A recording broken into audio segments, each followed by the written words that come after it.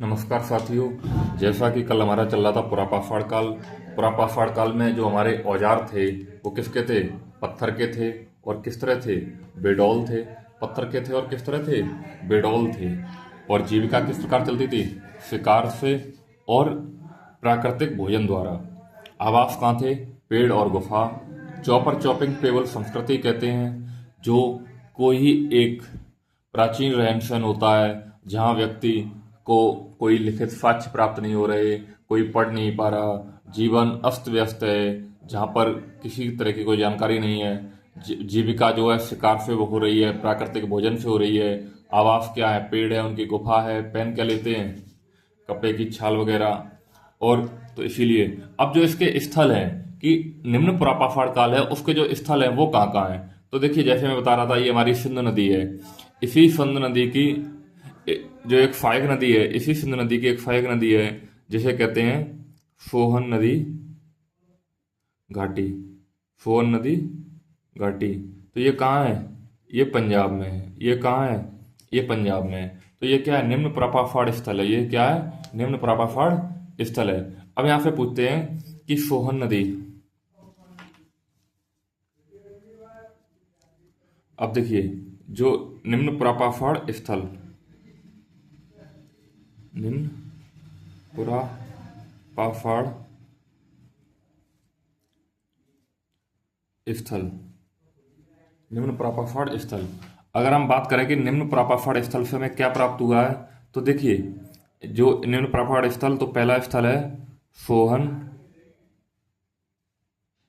नदी घाटी। ये कहाँ है? ये पंजाब में है। और यहाँ से प्राप्त हस्त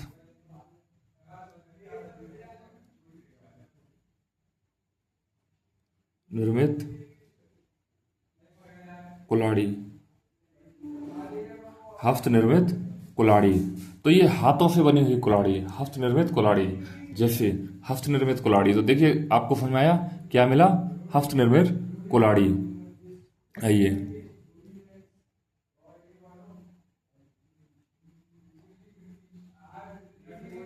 अब देखिए, दूसरा है लिद्दर नदी घाटी। लिद्दर नदी घाटी है पहलगांव। अभी पहलगांव आपने सबने सुना होगा, क्योंकि पहलगांव में कुछ दिन पहले हमारा क्या हुआ था? आतंकवादी हमला हुआ था। तो आपने सबने पहलगांव सुना होगा। तो पहलगांव क्या है? तो अगर हम बात करें पहलगांव की, तो पहलगांव क्या है? कि पहलगांव में लिद्दर नदी जो घाटी है, यहाँ पर भी क्या प्राप्त हुआ है? यहाँ पर भी हैंड एक्स। हैंड एक्स का मतलब हस्त निर्मित।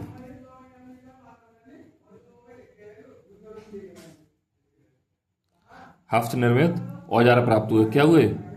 हस्त निर्मित। जिसे इंग्लिश में हमारे कई जगह तुम्हें लिखा मिलेगा हैंड एक्स। हैंड एक्स का मतलब भी क्या है? हस्त निर्मित। तो हस्त निर्मित चीजें यहाँ भी प्राप्त हुई। इसके अलावा सिरसा नदी घाटी, ये कहाँ? हिमाचल प्रदेश। हिमाचल प्रदेश। यहाँ क्या हुआ? यहाँ भी जो है तमाम तरह के हस्त निर्मित औजार, हस्त निर्मित औजार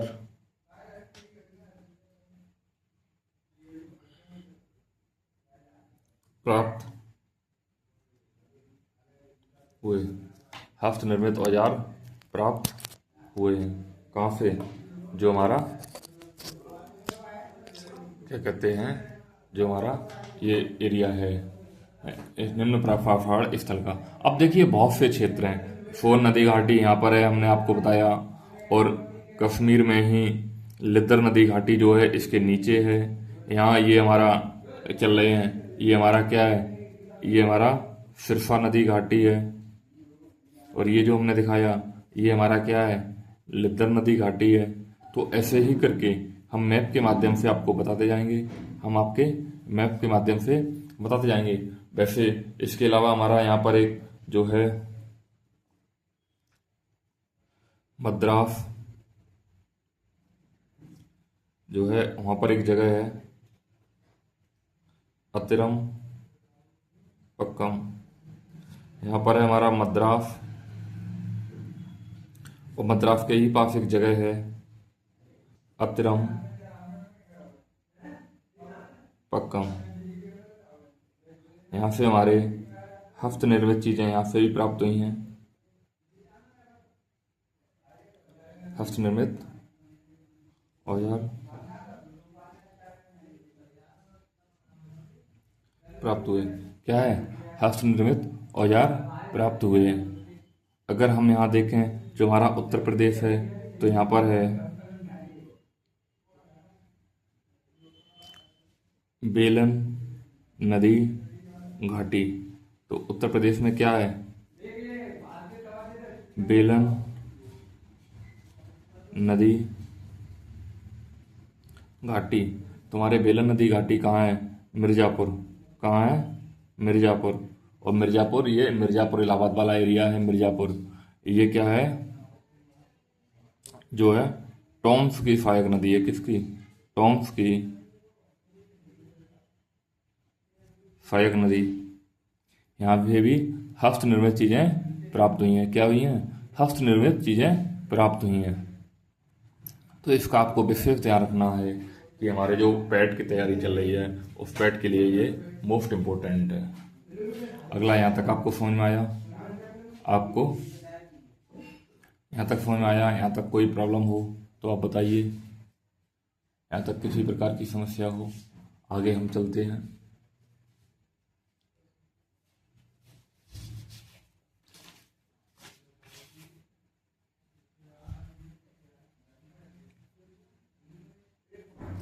अब देखिए,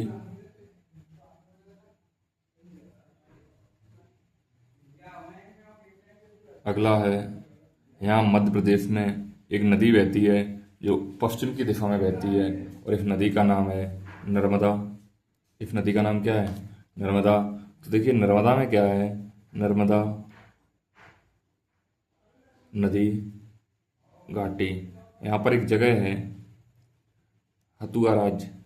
यहाँ पर एक जगह है हथुआ राज्य। तो हथुआ राज्य में क्या है? यहाँ पर हथुआ राज्य में यहाँ क्या है कि हथुआ राज्य में यहाँ ये है कि यहाँ पर मानव कंकाल देखने को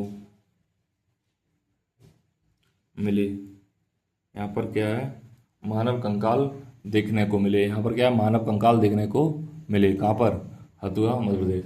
इसके अलावा भी कुछ जगह हैं जो है छोटी छोटी हैं, जिनको हम अभी इतना नहीं बता रहे हैं क्योंकि इतनी ज़रूरत नहीं है। तो ये हमारा प्रपाषाण काल का था। अगला हमारा आता है मध्य पुरा पाषाण काल। मध्य पुरापाषाण काल। अब ये है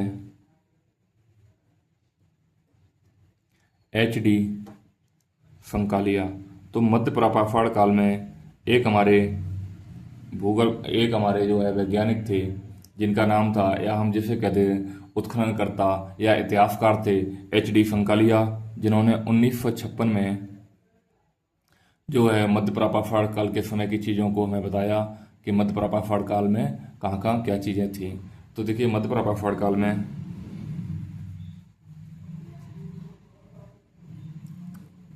क्वार्टजाइट के पत्थर के स्थान पर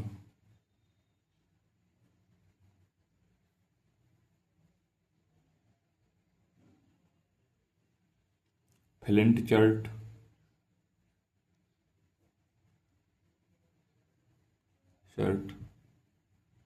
जेस्पर। अब निम्न पुरापाषाण की तुलना में औजार अधिक नुकीले। निम्न प्रापाषाण काल की तुलना में औजार अधिक नुकीले। अब इसके जो देखिए, इसके जो हमारे क्षेत्र थे वो ये हमारे इंडिया का मैप है, और ये उस समय का मैप है जब हमारा देश जो था प्राचीन काल में था। जब हमारा देश प्राचीन काल में था, ये उस समय का मैप है। तो उस समय में यहाँ एक महाराष्ट्र में नदी बहती है,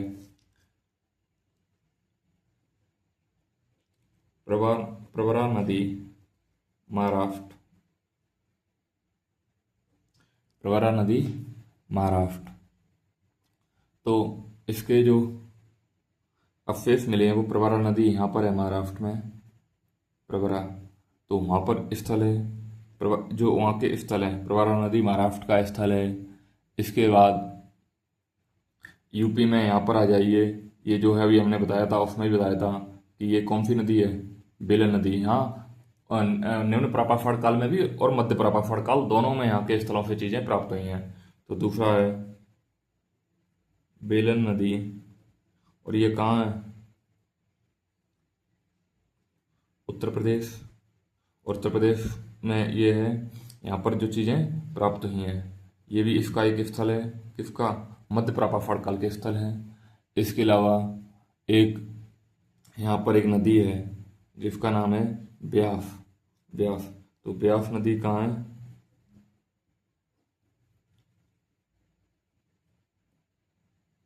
हिमाचल प्रदेश। ब्यास नदी हिमाचल प्रदेश में है। ब्यास नदी कहाँ है, हिमाचल प्रदेश में। इसके अलावा कुछ इसके जगह हैं जैसे सिंह भूमि। अब सिंह भूमि कहाँ है, यहाँ पर है, यहाँ सिंह भूमि। अब सिंह भूमि कहाँ है ये, तो ये हमारी है झारखंड में। कहाँ है, झारखंड में। अगला है हमारा सौराष्ट्र। तो सौराष्ट्र कहाँ है हमारा, गुजरात में। अगर हम मैप में देखेंगे तो हमारा सौराष्ट्र यहाँ है, यहाँ क्या है हमारा, सौराष्ट्र। अगली अगर हम बात करें तो नर्मदा नदी।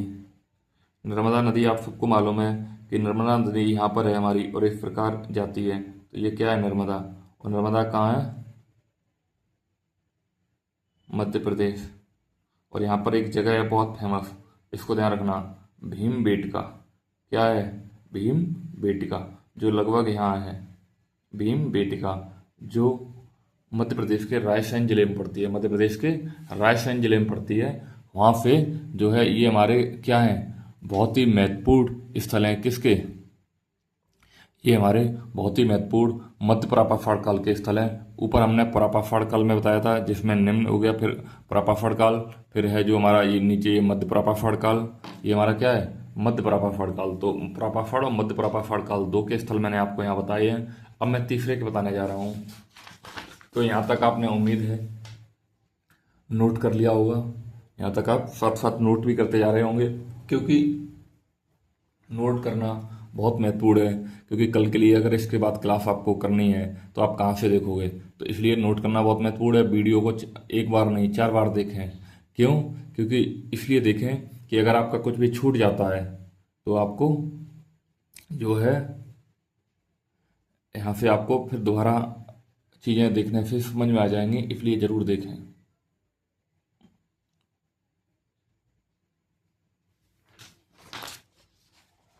अगला हम देखते हैं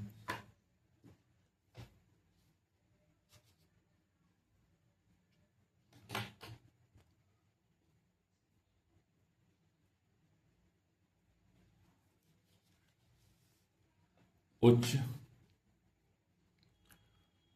प्रापाषाण काल। उच्च प्रापाषाण काल, देखिए उच्च प्रापाषाण काल में क्या है, अब ये जो मानव है वो आधुनिक मानव हो गया। क्या हो गया, आधुनिक मानव। मानव क्या हो गया, आधुनिक मानव। और इस आधुनिक मानव को क्या कहते हैं, होमो सैपियंस। आधुनिक मानव को क्या कहते हैं? Homo sapiens. और जब ये होमो सैपियंस हो गया तो अब क्या हुआ? देखिए, अब इसको समझिए। तो ये जो हमारा है मैप, वो कुछ इस प्रकार से उस समय था। ये कुछ उस प्रकार से उस समय था। तो अब देखिए, आधुनिक मानव होमो सैपियंस हो गया, और अब यहाँ पर इसकी जो संस्कृति है वो देखते जाइए। तो सबसे पहले हमारे यहाँ हमने बताया था मिर्ज़ापुर में बेलन नदी। तो यहाँ हम लिखते जा रहे हैं स्थल।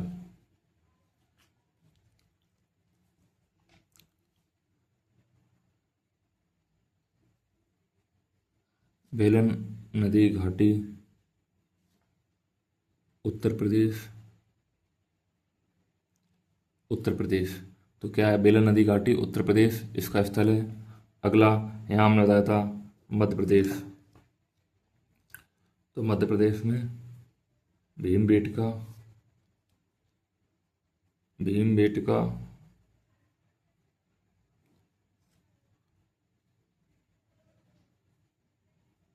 मध्य प्रदेश। भीमबेटका मध्य प्रदेश। और ये जो नदी हमने बताई थी, तो नदी कौन सी थी? नर्मदा। तो यहाँ भीमबेटका मध्य प्रदेश, नर्मदा नदी घाटी।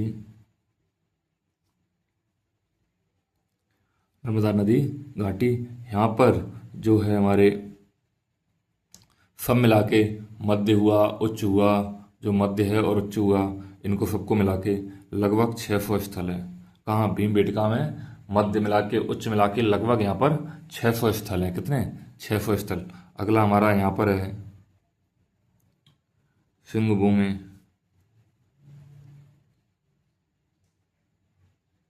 सिंहभूमि। सिंहभूमि है झारखंड में। सिंहभूमि झारखंड में। तो झारखंड में इसके स्थल हैं। तो सिंहभूमि कहाँ? झारखंड में। अगला यहाँ पर है हमारा लगभग यहाँ, तो यहाँ एक जगह पड़ती है कुरनूल। और ये कुरनूल की गुफाएं आंध्र प्रदेश।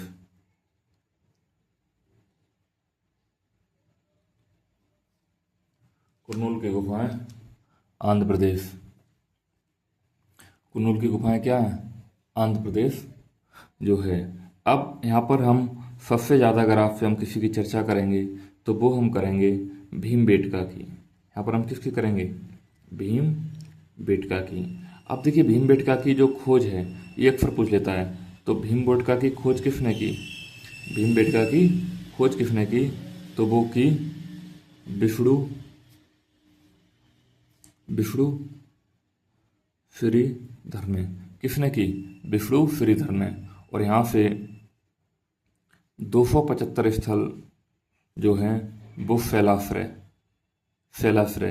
अब देखिए, शैलाश्रय का अर्थ क्या है? शैलाश्रय का अर्थ है पहाड़ की। शैलाश्रय का अर्थ है पहाड़ के नीचे रुकते थे। पहाड़ के नीचे रुकते थे। इस समय का जो मानव था वो अपने रुकने के लिए, अपने ठहरने के लिए पहाड़ के नीचे रुकता था। शैलाश्रय, शैल माने पहाड़ और श्रय माने रुकना या ठहरना, वहाँ पर विराम करना, विश्राम करना। तो पहाड़ के नीचे रुकते थे। अब इस समय के जो औजार थे वो हो गया था चाकू। आप सब जानते हो चाकू को काटने के लिए चीज़ें चाहिए होता है। अगला छिद्रक। अगला छिद्रक, किसी में छेद करना है, दीवार में छेद करना है, पत्थर में छेद करना है, तो छिद्रक। और हस्त निर्मित, हाथों से बनाए हुए, चाहे वो पत्थर के हों चाहे लकड़ी के बना लिए हों, तो हस्त निर्मित। और क्या था ये? अधिक नुकीले। देखिए, पहले जो है पूरा पाषाण काल में क्या था? कम नुकीले थे, मध्य में हो गया और नुकीले हो गया, और उच्च में हो गया और ज़्यादा नुकीले हुए।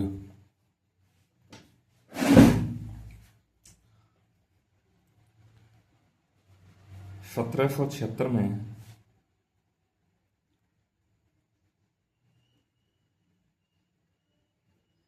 ये सोहम ने डेनमार्क के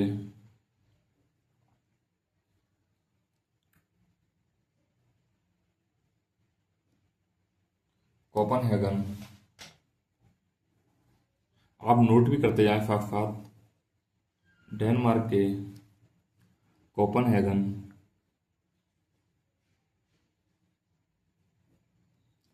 संग्रहालय की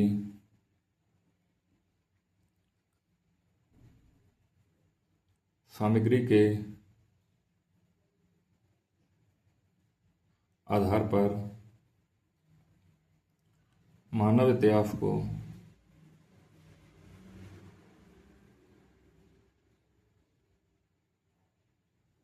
त्रिकाल में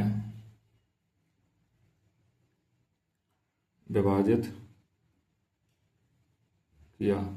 किसने त्रिकाल में विभाजित किया? जैसे पाषाण, लौह, कांस्य। पाषाण, लौह, कांस्य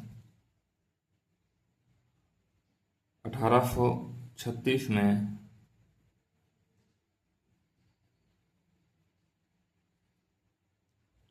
टॉमसेन ने इसी का अनुकरण किया। टॉमसेन ने इसी का अनुकरण किया।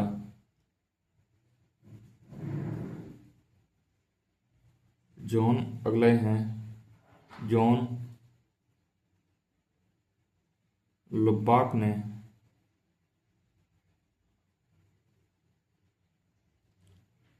पाषाण काल को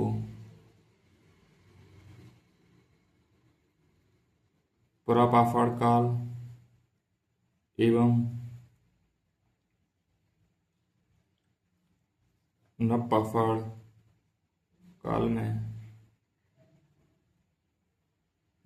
काल में विभाजित किया। 1970 में एडवर्ड लार्टेट ने पुरापाषाण, मध्यपाषाण, नवपाषाण 3 भागों में इतिहास को विभाजित किया। इतिहास को विभाजित किया। अब देखिए ये क्या है, 3 कालों में इसको विभाजित किया। अब साथ ही साथ इसको देखते जाइए, साथ साथ इसको ये देखते जाइए कि ये 3 कालों में इसको विभाजित किया। अब जैसा कि हम आपको बता रहे थे, यहाँ एक चीज समझिए। 1776 में एक वैज्ञानिक है, एक जो है इतिहासकार है BF सोम। इन्होंने क्या किया, डेनमार्क में जो कोपनहेगन संग्रहालय वो चीजें होती है जहाँ इतिहास से जुड़ी हुई चीजों को रखा जाता है, उनको क्या है संग्रह किया जाता है, उनकी सुरक्षा की जाती है। के आधार पर मानव इतिहास को त्रिकाल में विभाजित किया, मतलब 3 कालों में, एक पाषाण काल में, एक लौह काल में जब लोहे की खोज हो गई, और एक कांस्य में जब कांस्य की खोज हो गई। और 1836 में टॉमसेन, जो एक टॉमसेन इतिहासकार थे, उन्होंने BF सोम का समर्थन किया कि ये सच्चाई है। अगला है जॉन लुबाक ने पाषाण काल को पुरापाषाण काल एवं नवपाषाण काल में विभाजित किया। पुरापाषाण और नवपाषाण काल दोनों में विभाजित कर दिया। 1970 में एडवर्ड लार्टेट ने पुरापाषाण, मध्यपाषाण काल और नवपाषाण काल में इसमें इतिहास को क्या किया, 3 कालों में विभाजित कर दिया। क्या कर दिया, 3 कालों में विभाजित कर दिया।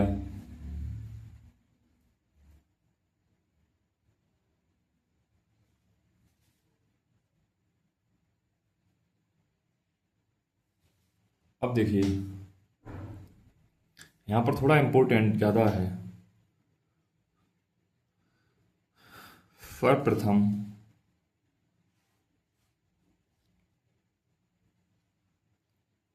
रॉबर्ट ब्रूफुट द्वारा भारत में पुरापाषाणकालीन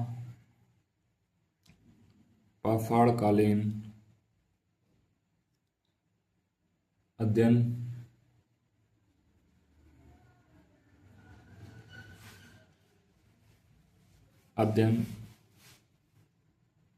प्रारंभ किया गया था। सर्वप्रथम क्या, रॉबर्ट ब्रूफुट द्वारा भारत में इसका अध्ययन प्रारंभ किया गया था। इन्होंने 1863 में मद्रास के समीप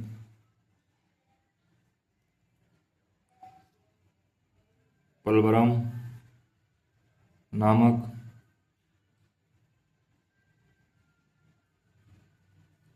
स्थान से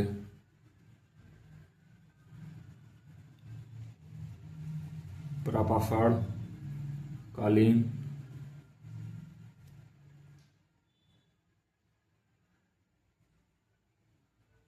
हस्त कुठार खोजा।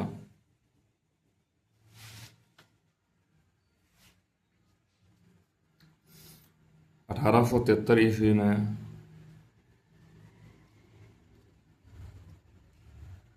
रॉबर्ट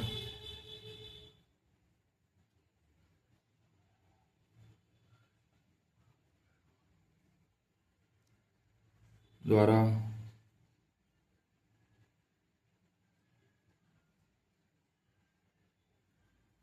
खोजे गए उपकरणों को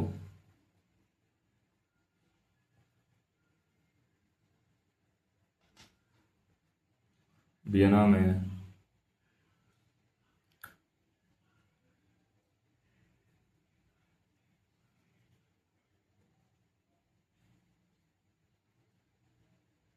आयोजित अंतर्राष्ट्रीय प्रदर्शनी में पेश किया गया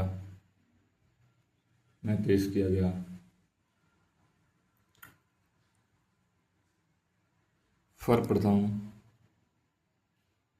रॉबर्ट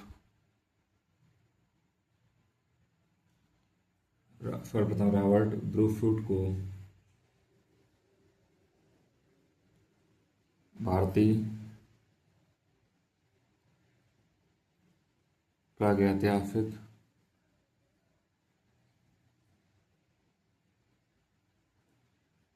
पुरातत्व का पिता कहा जाता है। तो क्या है, आप समझते जा रहे हैं।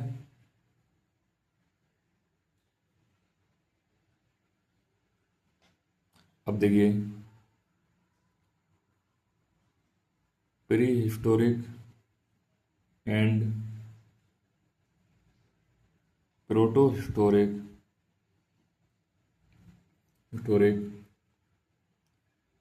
एंटीक्विटी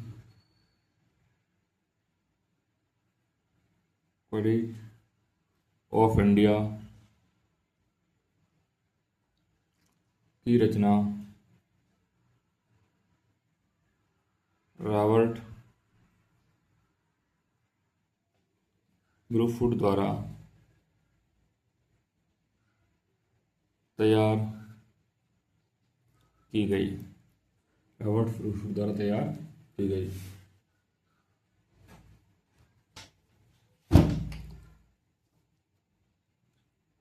रॉबर्ट ब्रूफुट ने उत्तर पुरापाषाण कालीन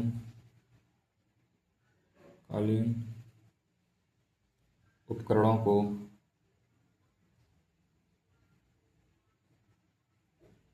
को 78 वर्गों में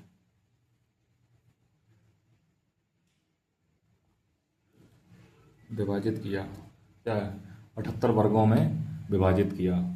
अब देखिए, पहले ये पेज भर गया है तो हम दूसरे पेज पे अब लिखेंगे, तो यहाँ तक काम समझ लेते हैं। सर्वप्रथम भारत में रॉबर्ट ब्रूफुट क्या है? सर्वप्रथम भारत में रॉबर्ट ब्रूफुट द्वारा भारत में पुरापाषाणकालीन अध्ययन प्रारंभ किया गया। क्या पुरापाषाणकालीन अध्ययन किसके द्वारा प्रारंभ किया गया? रॉबर्ट ब्रूफुट के द्वारा। इन्होंने 1863 में मद्रास के समीप पलवरम नामक स्थान से पुरापाषाणकालीन हस्तकुठार खोजा। अब क्या, इन्होंने सबसे पहले मद्रास के जो पास है पलवरम एक स्थान, उससे पुरापाषाणकालीन स्थल एक हस्तकुठार है, उसको खोजा। 1873 ईस्वी में रॉबर्ट ब्रूफुट द्वारा खोजे गए उपकरणों को वियना में आयोजित अंतर्राष्ट्रीय प्रदर्शनी में पेश किया गया। जो वियना में अंतर्राष्ट्रीय प्रदर्शनी आयोजित हुई, उसमें इन्होंने जितने भी उपकरण खोजे हैं उनको वहां पर प्रदर्शित किया। सर्वप्रथम रॉबर्ट ब्रूफुट को भारतीय प्रागैतिहासिक पुरातत्व का पिता कहा जाता है। सर्वप्रथम रॉबर्ट ब्रूफुट को क्या होता है? भारत में जो प्रागैतिहासिक कालीन चीजें हैं उसका पिता कहा जाता है। Pre historic and proto historic antiquity of India की रचना रॉबर्ट ब्रूफुट द्वारा की गई थी। Pre historic and proto historic को क्या है? रॉबर्ट ब्रूफुट द्वारा तैयार किया गया था। रॉबर्ट ब्रूफुट ने उत्तर पुरापाषाणकालीन उपकरणों को 78 वर्गों में विभाजित किया। जो रॉबर्ट ब्रूफुट है उन्होंने क्या किया? जो उत्तर पुरापाषाणकालीन जो है उपकरण हैं उनको कितने 78 वर्ग में विभाजित किया। 78 वर्ग में विभाजित किया।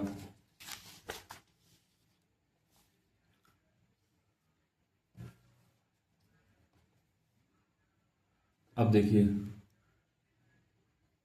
1912 में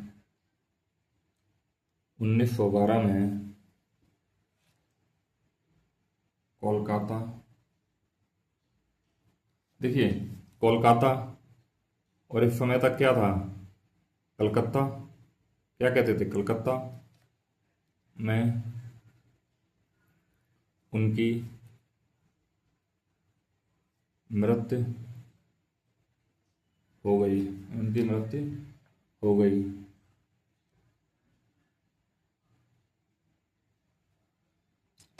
और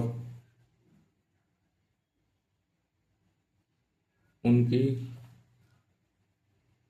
समाधि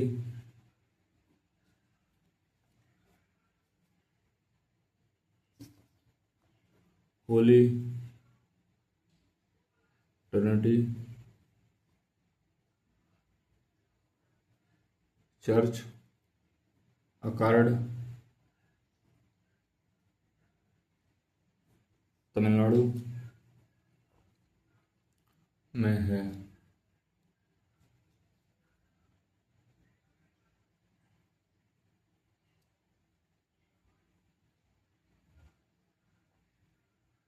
उन्नीस बारह में कलकत्ता में उनकी मृत्यु हो गई और उनकी समाधि होली ट्रिनिटी चर्च अकार्ड जो है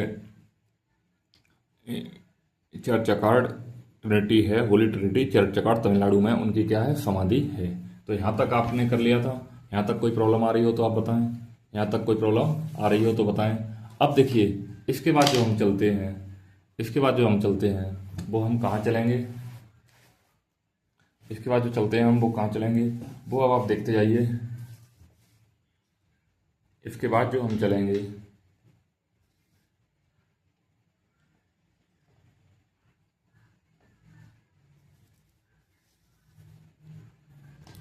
इसके बाद जो हम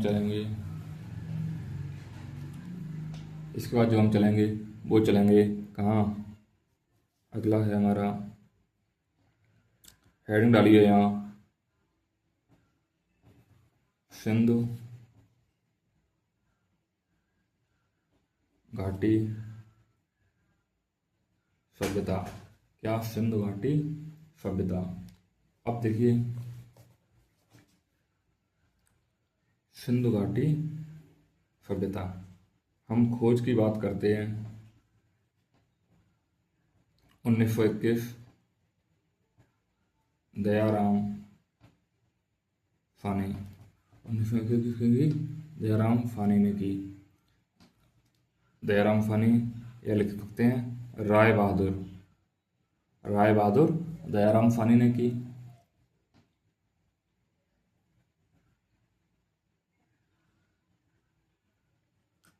अन्य नाम, इस सभ्यता का अन्य नाम क्या है? तो वो है कामसेगीन सभ्यता। कि इस समय में कांस्य की खोज हो चुकी थी, तो इसे हम क्या कहते हैं? कामसेगीन सभ्यता।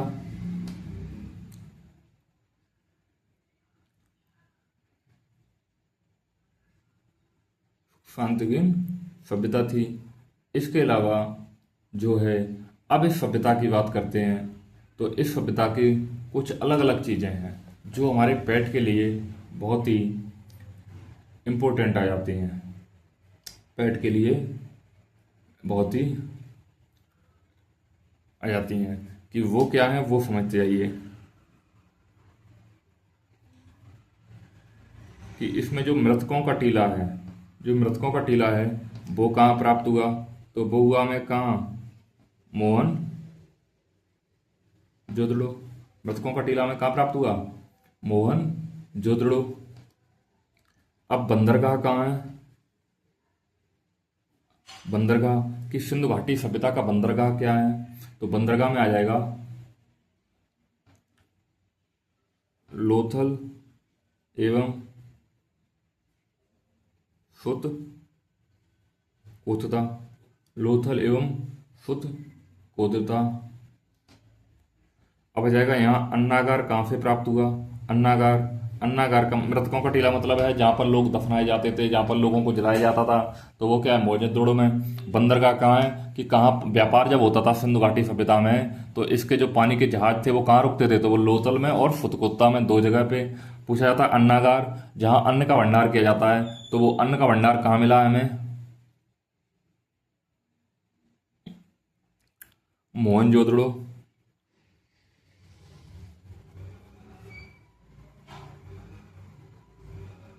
स्नानागार कहाँ प्राप्त हुआ है, तो वो भी कहाँ हुआ है,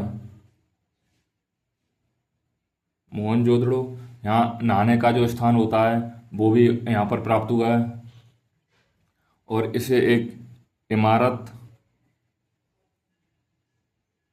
और स्मारक माना गया है। इसे एक इमारत और स्मारक माना गया है। अब आते हैं अग्निकुंड कहाँ प्राप्त हुए हैं, लोथल और कालीबंगन में प्राप्त हुए हैं। लोथल और कालीबंगन में प्राप्त हुए हैं। यहाँ पर जो देवता हैं वो कैसे हैं, पशुपतिनाथ। यहाँ पर देवता क्या हैं, पशुपतिनाथ हैं। जो पशुपतिनाथ मोहनजोदड़ो से प्राप्त एक शील पर 3 मुख वाले देवता पशुपतिनाथ की मूर्ति मिली है, जिसके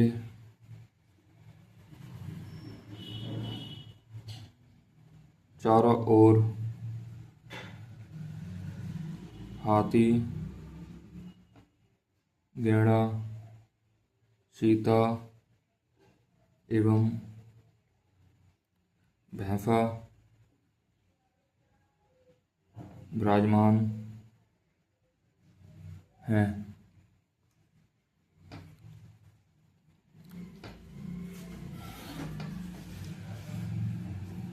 अगला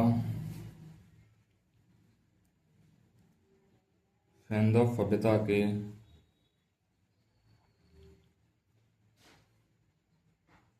प्रमुख स्थल।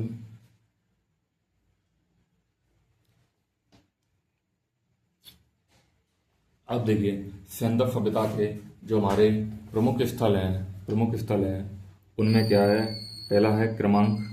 हम एक एक क्रमांक डाल लेंगे, क्रमांक। फिर दूसरा क्या है कि स्थल का नाम डालेंगे, कौन सी जगह है। अगला आ जाएगा हमारा नदी, कि किस नदी के किनारे, क्योंकि नदी बहुत महत्वपूर्ण है। और अब स्थिति का मतलब मेरे दोस्तों ये है कि वो अभी पाकिस्तान में है या भारत में है। और यहाँ पर अगला है जो है अब स्थिति, और एक चढ़ जाएगा उत्खनन करता। देखिए क्रमांक, स्थल, नदी, अब स्थिति, और अब हो गया उत्खनन करता। तो क्रमांक 1 पे हम डालेंगे स्थल का नाम क्या है, हड़प्पा। दूसरा है नदी जो है यहाँ रावी है, नदी जो है रावी है।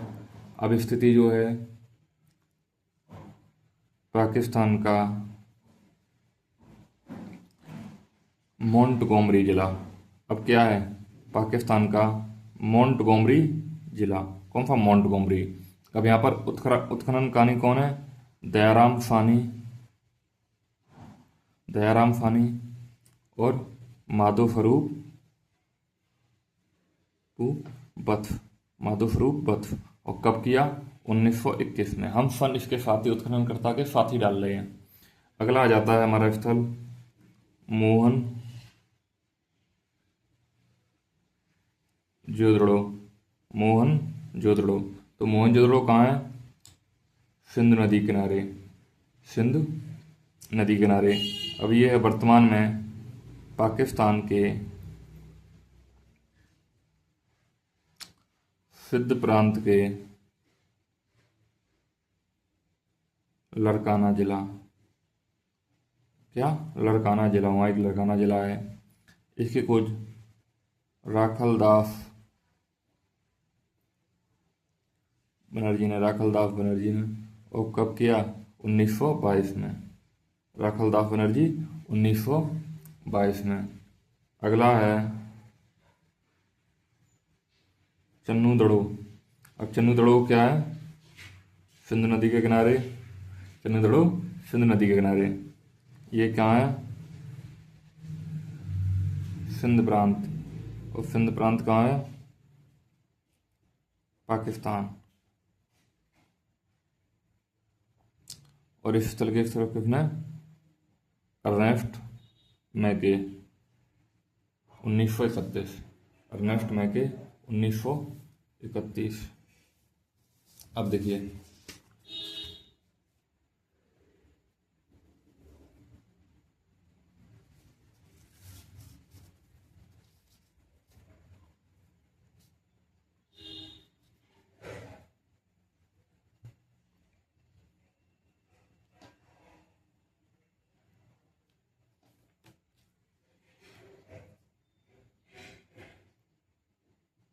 कालीबंगन, कालीबंगन नदी कौन सी है, घग्गर। तो इसका क्या है, राजस्थान का हनुमानगढ़ जिला। तो क्या हो गया, राजस्थान का हनुमानगढ़ जिला। तो देखिए ये क्या हो गया, राजस्थान का हनुमानगढ़ जिला। अब इसके जो उत्खनन करता है, यहाँ पर देख लिए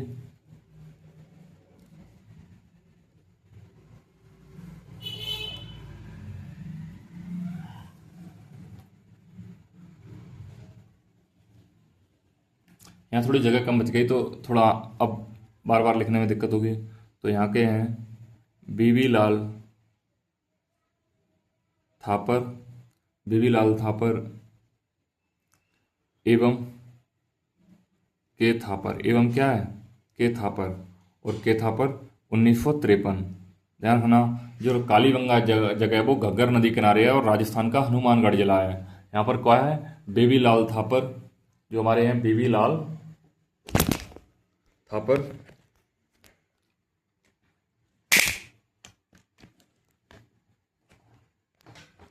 जो हमारे